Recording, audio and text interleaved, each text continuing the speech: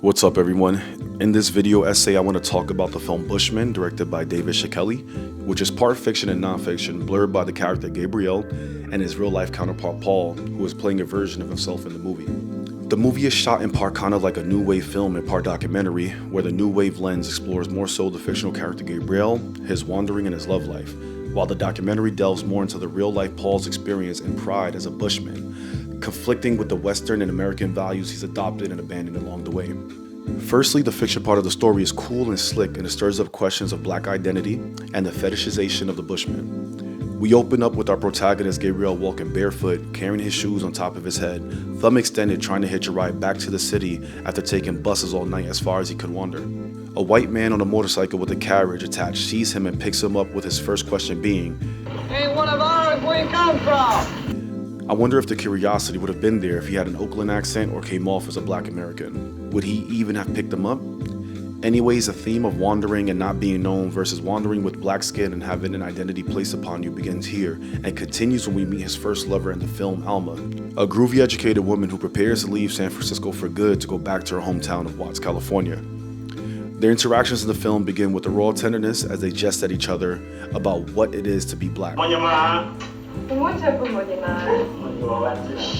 kind of a black woman are you? He doesn't think she's black enough because of her Americanness and disconnect from her African roots, where she doesn't see him as black because of his disconnect from the black American experience and his African accent. A cop stopped me. I told him I was an African chief. And he became really friendly and let me go. I could believe it. He could tell you wasn't a real nigger.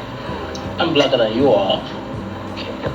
In the time we spend with Alma and Gabriel to contemplate what makes an African American truly black, Alma jests that it's his lingo. This is funny because me as a black American, I've questioned how Africans identify with the black American experience and if they embrace it. Gabriel answers this when he points out the strange looking black people on the wall at Jimmy's bar and how everything about them is white. Man, I can't get used to these strange black people on the wall. Everything about them white except the color of your skin. I love how the movie talks about these things using characters that feel very real, smart, and still down to earth. I also like how Alma tells her story about being complimented by a white guy after coming out of a pool and her hair getting nappy, and her appreciating the compliment but also putting on her bathing cap because it still made her feel uptight. When I was younger, I used to be afraid to go swimming because I was scared my car was gonna go back home and things. One day I got all nappy and this white dude said, that really looks beautiful, like that's the way you should look.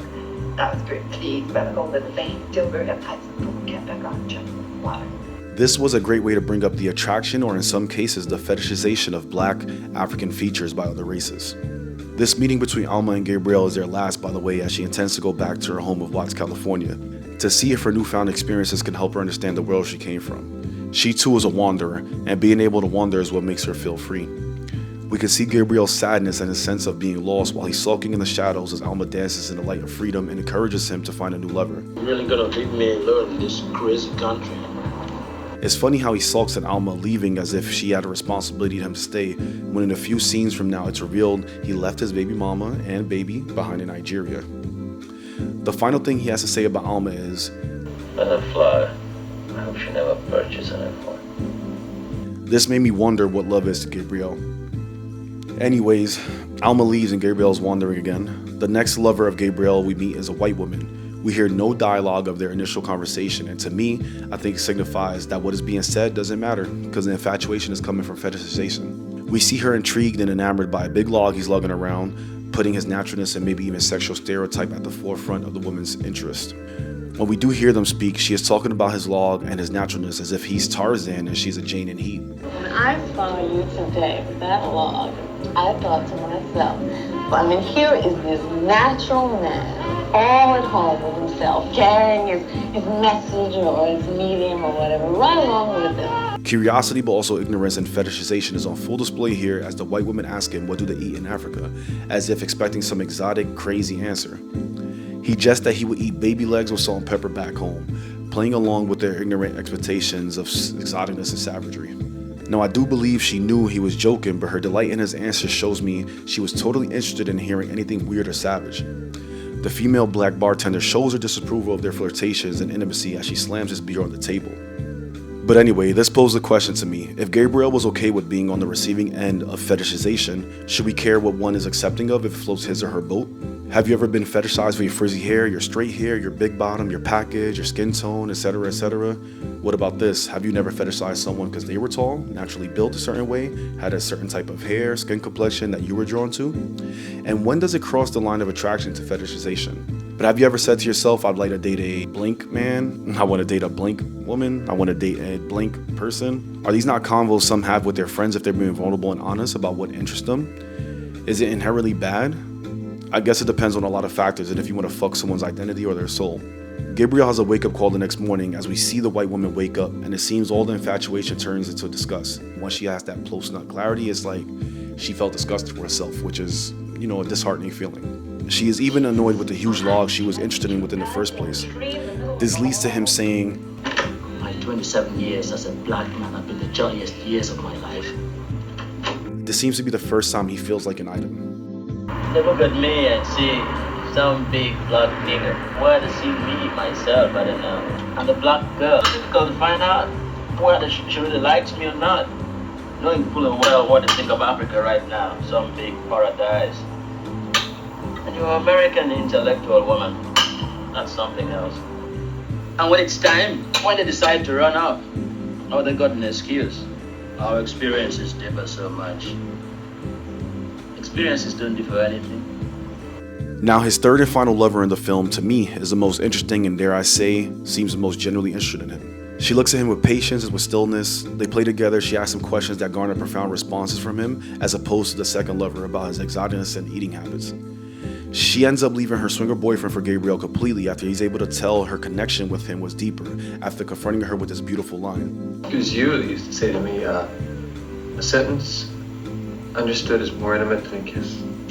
And speaking of intimacy, it's no coincidence that as many women as he's been with in the movie so far, she is the only one we actually get to see him the most intimate with. From the full-on sex scenes, her running her fingers through his hair, and other intimate moments like him laying his head on her shoulder as he naps on their way back home in the car from the mountains. I have no real questions about this relationship in the movie because of the abrupt ending in the film, but I do have wonders. Would they have had an happily ever after of some sort? As mentioned and as described in synopsis you can find everywhere about this film, it is blurred between fiction and non-fiction. That line is no longer blurred as the film climaxes jarringly, with someone explaining to us that the actor playing Gabriel has been detained and later deported for falsely being accused of planting a bomb during the 1968 San Francisco State University riots. Now, as fucked up as this was for the real-life actor Paul, I'm glad this was included in the film as it ties into some of the real-life themes the fictional character of Gabriel brought up and the documentary elements of the film, and recenters what we should all know by now, that can happen to any black person regardless of their race. This made me recall all the times earlier in the movie where I may have looked at his American identity with the same scope as someone like Alma did. Like I thought he'd be safer. I should have known better.